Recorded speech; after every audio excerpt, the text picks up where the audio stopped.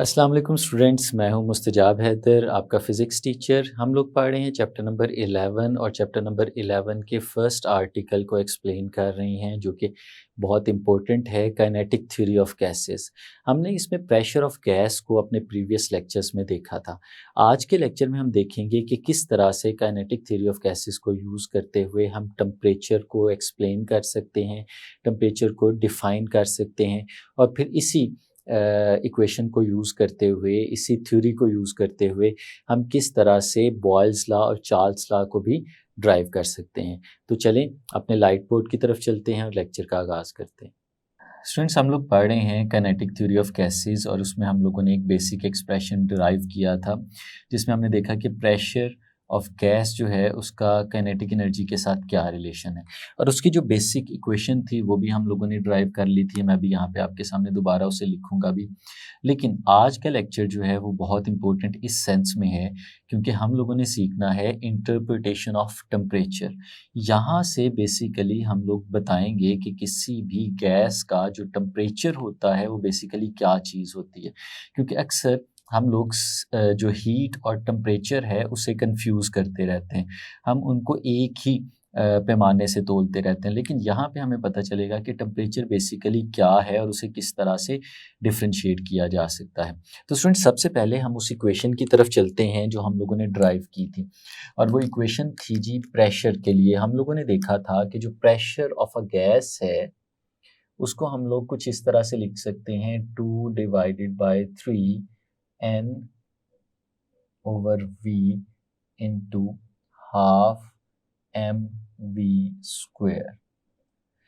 Students, ये equation थी हमारे पास और इस इक्वेशन के अंदर हमारे पास जो कैपिटल N लिखा हुआ है ये नंबर ऑफ मॉलिक्यूल्स थे और मैं इसको साथ में यहाँ पे लेबल भी कर देता हूँ। ये स्टूडेंट्स हमारे पास है नंबर ऑफ मॉलिक्यूल्स और यहाँ पे स्टूडेंट्स ये जो V है ये कैपिटल V है और कैपिटल V जो है स्टूडेंट्स ये हमारे पास था यहाँ पे वॉल्यूम और बाकी ये जो ब्रैकेट के अंदर लिखी हुई है ये हमारे पास थी एवरेज काइनेटिक एनर्जी तमाम मॉलिक्यूल्स की।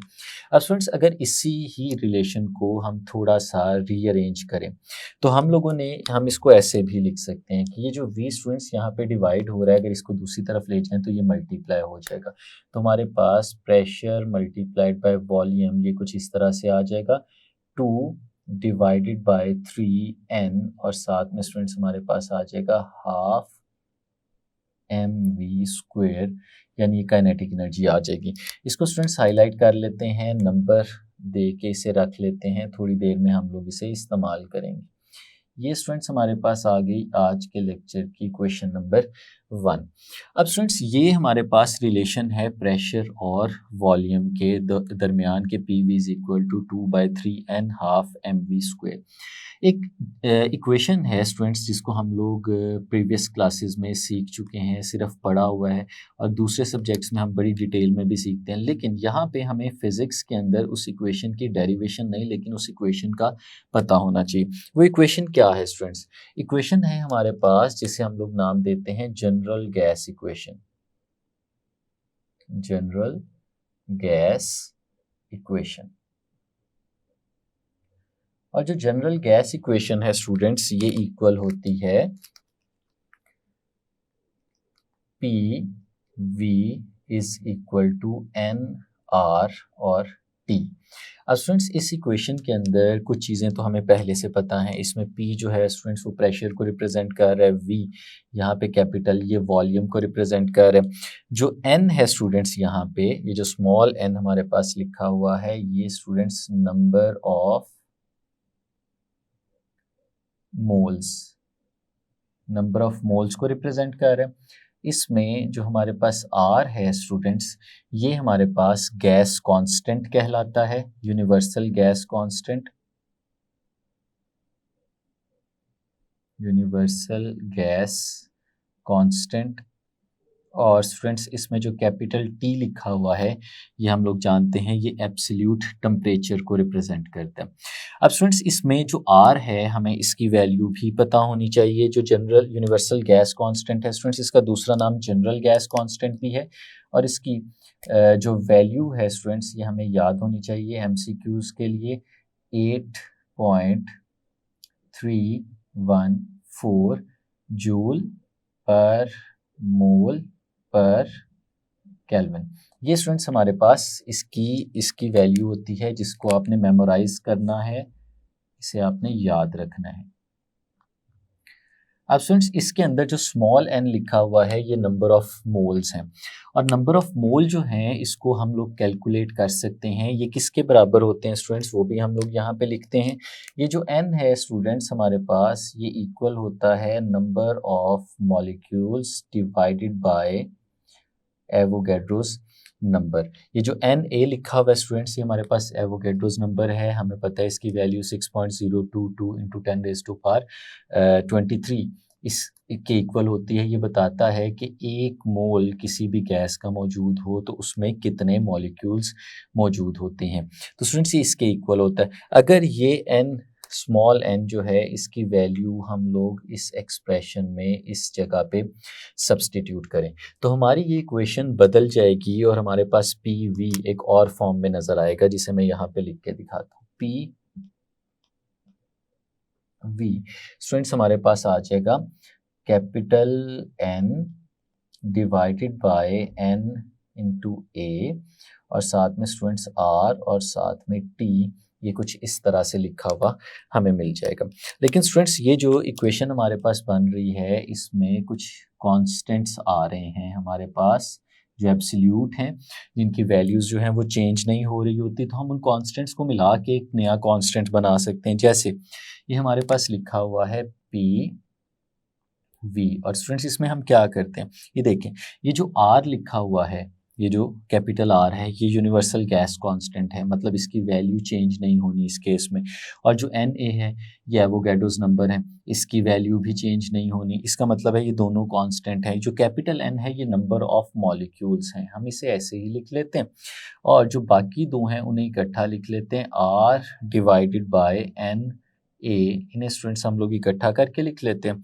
और साथ में जो टी है उसे इस तरह से हम लोग लिख लेते हैं। अब स्टूडेंट्स इस केस में जो आर ओवर एन ए है ये भी कांस्टेंट है ये भी कांस्टेंट है, तो इन दोनों कांस्टेंट्स को हम अगर मिला दें तो हम एक नया कांस्टेंट बना सकते हैं। और वो कांस्टेंट कुछ इस तरह से लिखेंगे, स्मॉल के साथ उसे रिप्रेजेंट करते हैं स्टूडेंट्स और वो इक्वल होता है आर ओवर एन ए।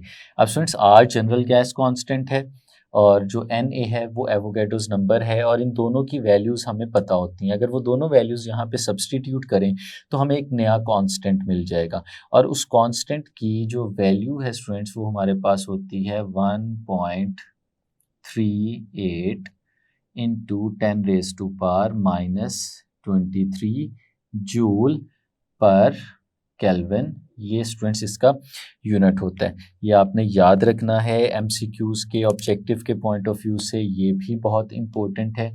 और स्टूडेंट्स इस कांस्टेंट को फिर हमें एक नया नाम दे देना चाहिए और इसको हम लोग नाम देते हैं बोल्ट्जमैन कांस्टेंट।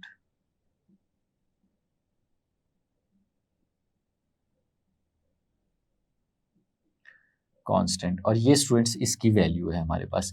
तो फिर स्टूडेंट्स ये जो इक्वेशन है ये थोड़ी सी और चेंज हो जाएगी हमारे पास और ये किस तरह से लिखी जाएगी, ये कुछ ऐसे लिखी जाएगी P V is equal to N, हमारे पास इसी तरह से लिखा रहा। आर ओवर एन ए जो है इसकी जगह स्टूडेंट्स हम लोग लिख सकते हैं के और साथ में ये जो टी है ये हमारे पास इसी तरह से लिखा रहा। अब इसको हम स्टूडेंट्स नाम दे देते हैं इक्वेशन नंबर 2 का। अब अगर इक्वेशन नंबर 1 और 2 का हम लोग यहाँ पे कंपैरिजन करें, इक्वेशन नंबर 1 में देखें P V is equal to 2/3 n और फिर एवरेज काइनेटिक एनर्जी आ गई। और इक्वेशन नंबर 2 के अंदर P V is equal to n के टी 1 और 2 का कंपैरिजन, दोनों की लेफ्ट हैंड साइड हमें सेम लग रही है। तो अगर लेफ्ट हैंड साइड दोनों की इक्वल है, एक जैसी है, तो हम इनकी राइट हैंड साइड्स को इक्वेट कर सकते हैं, एक दूसरे के साथ मिला के लिख सकते हैं। तो स्टूडेंट्स हम लोग लिखते हैं from equation number 1 and equation number 2। अगर इक्वेशन नंबर 1 और इक्वेशन नंबर 2 का कंपैरिजन करें तो दोनों की लेफ्ट हैंड साइड्स इक्वल हैं, तो राइट हैंड साइड्स भी इक्वल होनी चाहिए। तो हम लोग क्या लिख सकते हैं, इसकी राइट हैंड साइड जो कि है n के टी, इसको हम लोग इक्वेट कर देते हैं उसकी राइट हैंड साइड से, जो कि है 2 डिवाइडेड बाय 3, साथ में n और फिर हाफ एम वी स्क्वेयर। इस तरह से रिलेशन हमारे पास आ जाएगा। स्टूडेंट्स, अगर इसकी लेफ्ट हैंड साइड देखें और राइट हैंड साइड देखें तो हमारे पास n और ये वाला n, ये दोनों कैंसिल आउट हो रहे हैं, और फिर जो हमारे पास बचता है उसको मैं यहाँ पे लिख लेता हूँ k into T is equal to 2/3 half M V square. और स्टूडेंट्स, के कांस्टेंट है, अगर इसको दूसरी तरफ ले जाएं तो t is equal to 2 divided by 3k और हाफ एम वी स्क्वेयर। अब इसमें देखें स्टूडेंट्स कि अगर राइट हैंड साइड पे हम लोग देखें तो 2 हमारा कांस्टेंट है, 3 भी कांस्टेंट है, के भी कांस्टेंट है। तो ये जो सारी चीज़ें हैं ये कांस्टेंट है, और जो ब्रैकेट के अंदर लिखा हुआ है ये काइनेटिक एनर्जी है, एवरेज काइनेटिक एनर्जी बन जाती है। तो हम इसे कुछ इस तरह से लिख सकते हैं, T is equal to constant और साथ में एवरेज काइनेटिक एनर्जी। और फिर अगर कांस्टेंट और इक्वल इन दोनों को हम लोग ख़त्म करें तो हमारे पास आ जाता है कि temperature is directly proportional to average kinetic energy. तो स्टूडेंट्स, ये एक बहुत ही इंटरेस्टिंग इंटरप्रिटेशन हुई हमारे पास टेम्परेचर की, कि हम लोगों ने क्या सीखा कि temperature of a gas is directly proportional to the average kinetic energy of all the molecules of a system. यानी अगर हम माइक्रो लेवल पे बात करें तो हर एक मॉलिक्यूल की इंडिविजुअल काइनेटिक एनर्जी होती है, और हमने उन सारी काइनेटिक एनर्जीज को काइनेटिक थ्योरी ऑफ गैसेस को देखते हुए हमने उनकी एवरेज निकाली, और हमने कहा कि वो सारे मॉलिक्यूल्स की एवरेज काइनेटिक एनर्जी हो गई। और फिर यहाँ से हम लोगों ने प्रूव किया कि वो जो एवरेज काइनेटिक एनर्जी है उसका डायरेक्ट रिलेशन होता है टेम्परेचर के साथ। यानी अगर हम किसी भी गैस के मॉलिक्यूल्स का या ओवरऑल गैस का मैक्रो लेवल के ऊपर अगर हम उसके टेम्परेचर को मेजर करने की बात करते हैं तो टेम्परेचर की मेजरमेंट बेसिकली डायरेक्टली प्रोपोर्शनल है उसके मॉलिक्यूल्स की एवरेज काइनेटिक एनर्जी के। यानी temperature is directly proportional to the average kinetic energy of all the molecules of a system. यानी टेम्परेचर जो है वो किसके साथ रिलेट कर रहा है, वो एवरेज काइनेटिक एनर्जी के साथ रिलेट कर रहा है। अगर किसी भी मीन्स के थ्रू आप गैस के मॉलिक्यूल्स की एवरेज काइनेटिक एनर्जी इंक्रीज कर देते हैं तो इसका मतलब ये होता है कि आपने उसका टेम्परेचर इंक्रीज कर दिया, और अगर आपने उसकी एवरेज काइनेटिक एनर्जी डिक्रीज कर दी तो आपने उसका टेम्परेचर डिक्रीज कर दिया। तो इसका मतलब ये हुआ कि टेम्परेचर की measurement is basically the measurement of average kinetic energy. जितनी काइनेटिक एनर्जी ज़्यादा है उतना टेम्परेचर ज़्यादा है, और जितनी काइनेटिक एनर्जी कम है उतना टेम्परेचर कम है। यहाँ पे एक और चीज़ भी स्टूडेंट्स जहन में रखने वाली है कि ये जो एवरेज काइनेटिक एनर्जी है ये एवरेज ट्रांसलेशनल काइनेटिक एनर्जी है, क्योंकि हमारे मॉलिक्यूल्स की रोटेशनल एनर्जी भी हो सकती है, वाइब्रेशनल एनर्जी भी हो सकती है, लेकिन हम उन एनर्जीज़ को यहाँ पे अकोमोडेट नहीं कर रहे, उनको हम लोगों ने यहाँ पे जो है वो ज़ीरो कंसिडर किया हुआ है। ये सारी की सारी एनर्जी जो है ये हम लोगों ने उसकी काइनेटिक एनर्जी देखी हुई है। स्टूडेंट्स, हम लोगों ने देख लिया कि किस तरह से हम इंटरप्रेट कर सकते हैं टेम्परेचर को using kinetic theory of gases. इसी तरह से हम टेम्परेचर के साथ साथ जो गैस लॉज हैं उनको भी डराइव कर सकते हैं using kinetic theory of gases. तो ये स्टूडेंट्स हमारे पास शॉर्ट क्वेश्चंस के तौर पे क्वेश्चंस बनते हैं, तो हम इनको देखते हैं। सबसे पहले स्टूडेंट्स हम लोग देखेंगे कि पहला गैस लॉ जो कि बॉयल्स लॉ कहलाता है।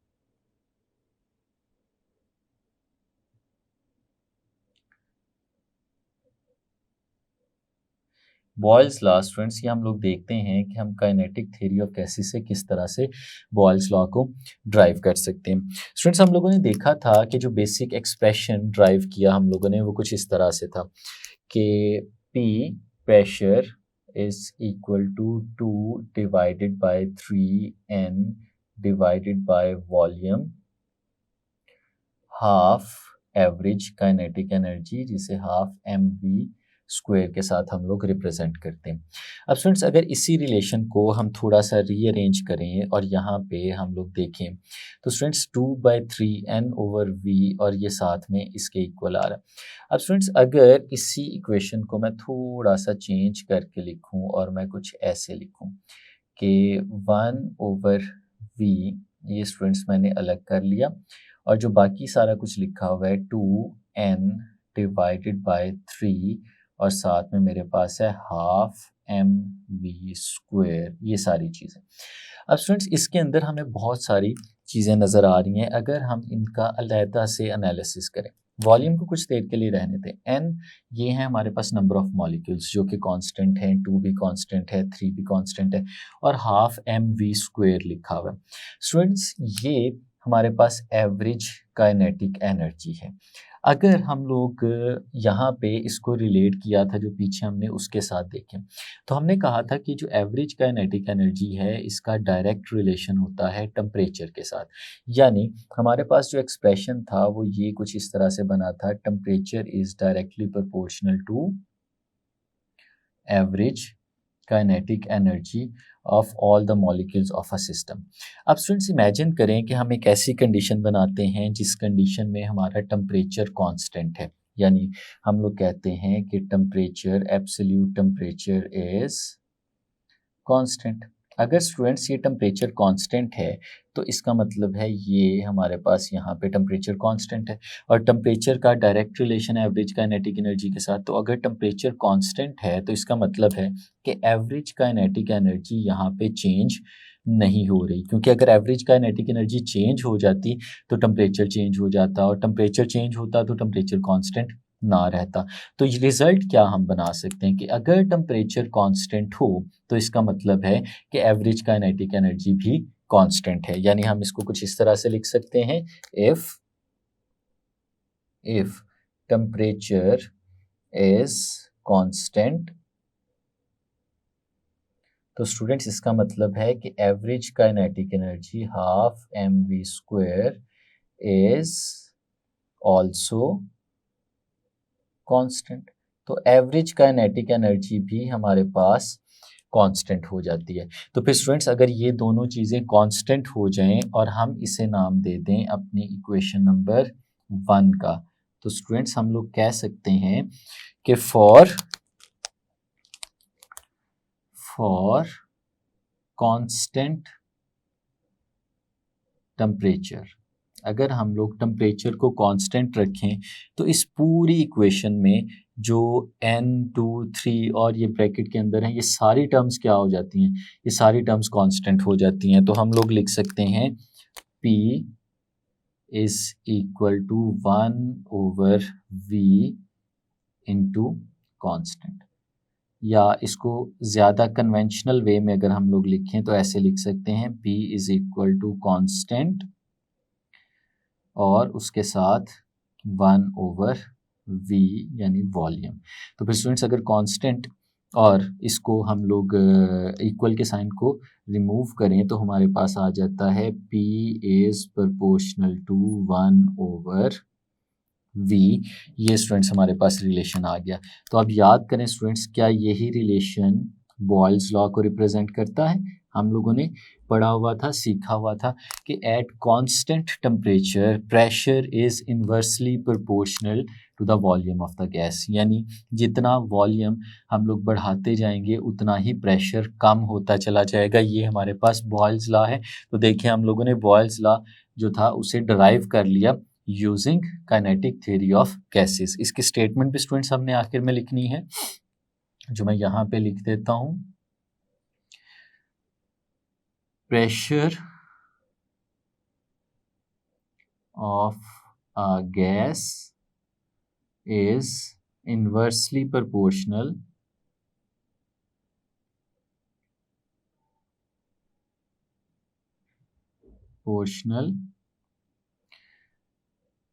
to the volume at constant temperature। तो ये स्टूडेंट्स हमारे पास स्टेटमेंट आ गई हमारे बॉयल्स लॉ की। तो स्टूडेंट्स ये एक शॉर्ट क्वेश्चन आता है पेपर में, तो आपके पास अगर ये शॉर्ट क्वेश्चन आए तो आपने ये जो बेसिक इक्वेशन है ये वाली, यहाँ से स्टूडेंट्स आप लोगों ने इसे ड्राइव करना शुरू करना है और इसको अभी से याद रखें कि ये जो इक्वेशन है हमारे पास, हमने इसे मेमोराइज करना है, हमने इसे ज़ुबानी याद करना है, क्योंकि इंटरप्रिटेशन ऑफ टेम्परेचर जो था वहाँ पे भी यही इक्वेशन यूज़ हुई थी और जो बॉयल्स लॉ की डेरिवेशन है वहाँ पे भी यही इक्वेशन यूज़ होगी और अगली जो डेरिवेशन है उसमें भी स्टूडेंट्स यही सिमिलर इक्वेशन हमारे पास यूज़ होने वाली है। तो स्टूडेंट्स देखें नेक्स्ट डेरिवेशन की तरफ चलते हैं। स्टूडेंट्स एक और लॉ भी हम लोगों ने पढ़ा हुआ है जिसे हम लोग चार्ल्स लॉ कहते हैं।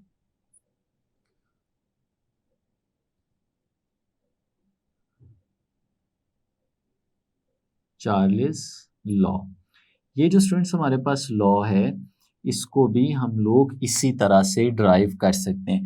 दोबारा से इक्वेशन नंबर 1 यहाँ पे लिखते हैं, फ्रॉम इक्वेशन नंबर 1, ये जो आज के लेक्चर की हमारी इक्वेशन नंबर 1 यहाँ पे लिखी है, इसको दोबारा से हम लोग यहाँ पे लिख रहे हैं। अब स्टूडेंट्स इसमें देखें ज़रा, तो हमारे पास क्या है, P is equal to 1 divided by V और साथ में क्या है 2n/3 और average kinetic energy of the system. अब स्टूडेंट्स अगर इसमें हम इसको रीअरेंज करते हैं और ये जो V यहाँ पे लिखा हुआ है इस V को हम लोग इस तरफ ले आते हैं और P को इस तरफ ले आते हैं, ये रीअरेंज होगी और हमारे पास कुछ इस तरह आ जाएगा, वॉल्यूम इज इक्वल टू हमारे पास आ गया 1/प्रेशर 2n डिवाइडेड बाय 3 और फिर आ गया 1/2 mv²। ये कुछ इस तरह का स्टूडेंट्स हमारे पास रिलेशन आ गया। अब इमेजिन करें कि हम प्रेशर को कांस्टेंट कर देते हैं इस केस में। अगर हम लोग प्रेशर कांस्टेंट करेंगे तो हमारे पास ये जो फैक्टर है ये सारे का सारा कांस्टेंट हो जाएगा। For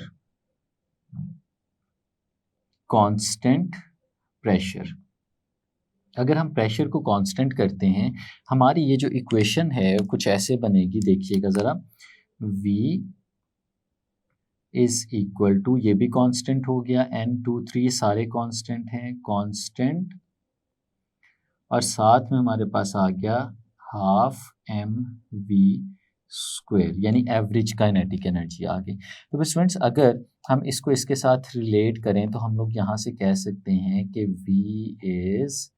V is proportional to average kinetic energy. और स्टूडेंट्स हमें एक और चीज़ भी पता है, अगर मैं इसे इक्वेशन नंबर 2 का नाम दूं तो हम लोगों ने इंटरप्रिटेशन ऑफ टेम्परेचर में ये चीज़ सीखी थी। Also we know that temperature is proportional to 1/2 mv², और इसे मैं इक्वेशन नंबर 3 कह देता हूँ। अब स्टूडेंट्स अगर देखें हम लोग यहाँ पे कह रहे हैं कि volume is directly proportional to average kinetic energy and temperature is also directly proportional to average kinetic energy. इसका मतलब है कि अगर टेम्परेचर बढ़ेगा तो एवरेज काइनेटिक एनर्जी बढ़ेगी और अगर एवरेज काइनेटिक एनर्जी बढ़ेगी तो वॉल्यूम भी बढ़ेगा। तो इसका मतलब है कि ये सारे एक दूसरे के साथ डायरेक्ट रिलेशन रख रहे हैं। तो फिर हम लोग ये कह सकते हैं कि from equation number 2 and 3, from equation number 2 and equation number 3 हम लोग कह सकते हैं कि वॉल्यूम जो है that is directly proportional to absolute temperature. लेकिन स्टूडेंट्स कब हो रहा है, जिस वक्त हम लोगों ने प्रेशर को कांस्टेंट रखा हुआ है। तो यही स्टूडेंट्स हमारे पास चार्ल्स लॉ है कि the volume of the given mass of a gas, the volume of given mass of a gas is directly proportional to the temperature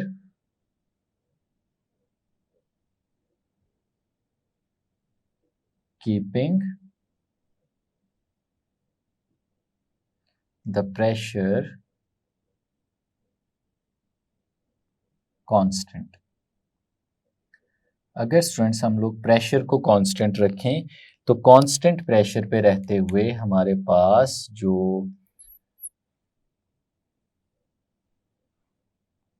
temperature है उसका डायरेक्ट रिलेशन होता है हमारे पास वॉल्यूम के साथ, और इसे हम लोग चार्लीस लॉ कहते हैं। तो स्टूडेंट्स ये दो शॉर्ट क्वेश्चंस हैं जो हम लोगों ने देखे, और इससे पहले हम लोगों ने इंटरप्रिटेशन ऑफ टेम्परेचर देखा। तो ये 3 शॉर्ट क्वेश्चंस हैं जिसमें छोटी छोटी डेरिवेशंस हैं जिनको आप लोगों ने काइनेटिक थ्योरी ऑफ गैसेस के हेडिंग के अंदर तैयार करना है।